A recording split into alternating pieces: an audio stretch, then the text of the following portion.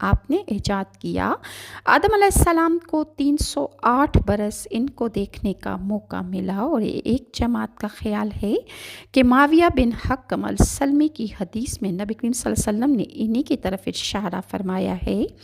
جب رسول اللہ صلی اللہ علیہ وآلہ وسلم سے ریت پر لکھنے کے متعلق سوال ہوا، اس دور میں لوگ ریت پر لکھ کر کچھ حساب لگاتے اور آئندہ کی خبروں کا اندازہ لگاتے تھے، تو رسول اللہ نے ارشاد فرمایا کہ ایک نبی ایسا لکھا کرتے تھے جس کا خط ان کے موافق ہوا وہ ٹھیک ہے، اور اللہ کا فرمان ہے اور ہم اس کو بلند مقام پر فائز کیا۔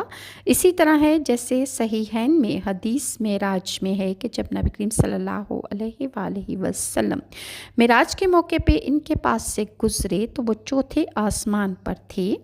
حضرت ابن عباس نے حضرت کعب سے سوال کیا کہ حضرت ادریس علیہ السلام کے متعلق اللہ کا فرمان کا کیا مفہوم ہے؟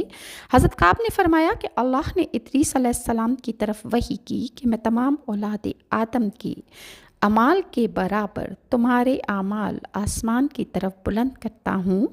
شاید اس وقت کے نبی آدم مراد ہوں گے۔ ادریس علیہ السلام نے چاہا کہ ان کے اعمال میں مزید اضافہ ہو۔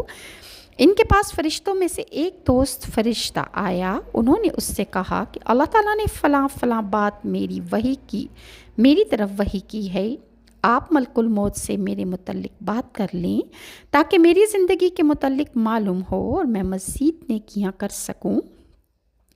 لہٰذا وہ فرشتہ انہیں پروں پر اٹھا کر آسمان کی طرف لے کر آسمان پر چڑھ گیا۔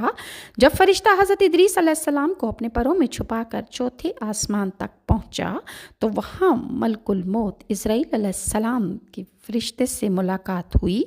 حضرت اسرائیل نیچے کی طرف آ رہے تھے۔ فرشتے نے ملک الموت سے حضرت ادریس علیہ السلام کی عمر کے بعد متعلق پوچھا تو اسرائیل نے کہا کہ ادریس کہاں ہیں؟ فرشتے نے کہا کہ میری پشت پر ہیں۔ ملک الموت نے کہا کہ تعجب ہے، مجھے اللہ نے اس لیے بھیجا تھا تاکہ میں چوتھے آسمان پر ادریس کی روح قبض کروں، اور میں سوچ رہا تھا کہ میں ان کی روح چوتھے آسمان پر کیسے قبض کروں، جبکہ حضرت ادریس علیہ السلام تو اس وقت زمین پر موجود ہیں۔ پھر اس نے وہاں ادریس علیہ السلام کی روح قبض کی، اور اسی کے متعلق اللہ تعالیٰ نے ارشاد فرمایا اور ہم نے اس کو بلند مقام پر اٹھا لیا۔ اسی طرح ابن ابی حاتم نے اس آیت کی تفسیر میں حدیث بیان کی ہے، اور ادریس علیہ السلام